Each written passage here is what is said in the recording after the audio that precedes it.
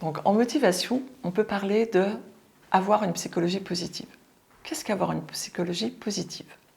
Carol Dweck, une psychologue américaine, a beaucoup travaillé sur cet aspect-là.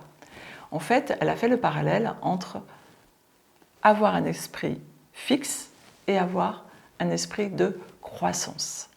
Donc, quand on a un esprit de croissance, on va dire qu'on développe ce qu'on appelle une psychologie positive. Donc, je vais vous parler des 5 paramètres qui, pour elle, favorisent la psychologie positive. Et on le sait aujourd'hui qu'une psychologie positive favorise les apprentissages et donc maintient la motivation. Donc, le premier facteur qu'elle a mis, dont elle a parlé, c'est ce qu'on appelle les habiletés. C'est ce qu'elle appelle les habiletés. Et qu'est-ce que c'est que dans la formation, les habiletés? C'est quand vous allez amener votre apprenant à développer des nouveaux apprentissages. Vous-même, en tant que formateur, en sortant de votre zone de confort, par exemple, dont on a parlé précédemment, vous développez des nouvelles habiletés. C'est pour ça qu'il ne faut pas avoir peur aussi soi-même de sortir de sa zone de confort. Donc, première chose, développer des habiletés, c'est ne pas avoir peur de sortir de sa zone de confort pour aller chercher des nouveaux apprentissages et donc, de ce fait-là aussi, apprendre à devenir meilleur. Le deuxième vecteur de la psychologie positive et de l'esprit de croissance, c'est recevoir du feedback. Je vous en ai aussi parlé précédemment. Donc, le feedback, c'est fait pour s'améliorer. Mais il faut, en fait, développer l'habileté d'accueillir le feedback de manière positive, sans se vexer, sans le prendre sur l'ego. Parce que malheureusement, et j'espère sincèrement que vous n'en ferez pas partie, il y a beaucoup de formateurs qui ne demandent pas du feedback parce qu'ils ne veulent pas entendre leurs axes d'amélioration. Parce que souvent, et oui, il y a aussi une population de formateurs qui a beaucoup d'ego. Et en fait, et puis ça ne fait jamais plaisir à personne, disons-le, même si, quelle que soit la personne, il n'est jamais très agréable d'avoir un apprenant, surtout que parfois, il ne sait pas le formuler forcément de manière très judicieuse, nous dire « je me suis ennuyé pendant votre cours, franchement, c'était pénible, c'était trop lent, etc. etc. » C'est jamais très agréable. Mais justement, développer l'habileté de recevoir du feedback, ça fait partie de l'esprit de croissance. Ensuite, c'est aussi d'accueillir les échecs. Donc, sans se sentir coupable. On a le droit d'échouer. On l'a vu, vous avez dans le précédent cours avec les courants pédagogiques, il y a différentes façons de traiter l'erreur.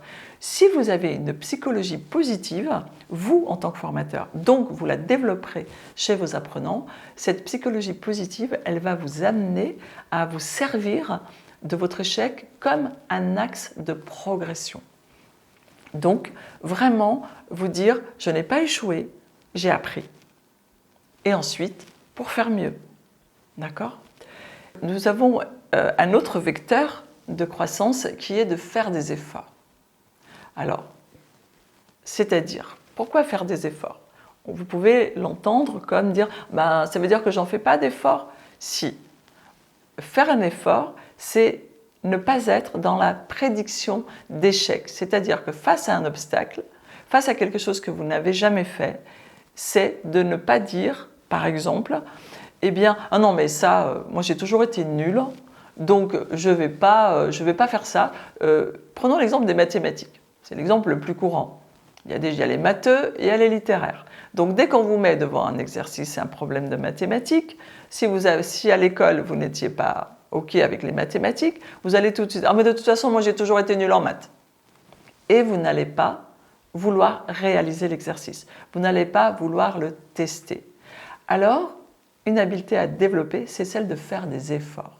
C'est-à-dire, vous respectez ce que l'on vous donne comme consigne pour réaliser les choses et vous faites l'effort de le faire. Vous faites l'effort de respecter le process, comme le dit Carol Dweck.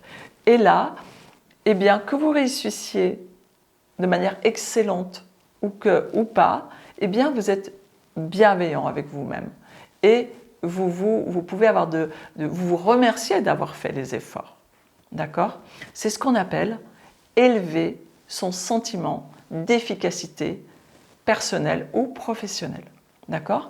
Et ce qui m'amène à vous proposer d'aller explorer les liens que vous trouverez au bas de cette vidéo où vous allez pouvoir aller voir, pour aller un peu plus loin dans votre réflexion sur la psychologie positive et surtout sur la motivation de manière globale, vous allez pouvoir aller explorer ce qu'on appelle le sentiment d'efficacité personnelle, le SEP.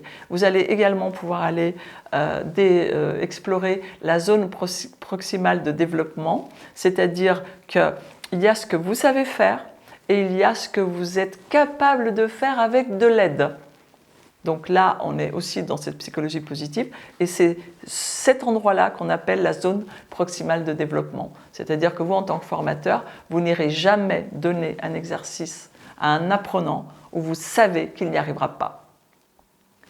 Il faut qu'il y ait une partie de l'exercice qu'il arrive à réaliser et une partie où il va peut-être avoir besoin de votre aide. Et ainsi, il va se développer. Et quand il va avoir fait l'exercice avec votre aide, eh bien, hop, il pourra aller à l'étape d'après et être à nouveau dans une zone proximale de développement. Donc vous pourrez aller voir cela également.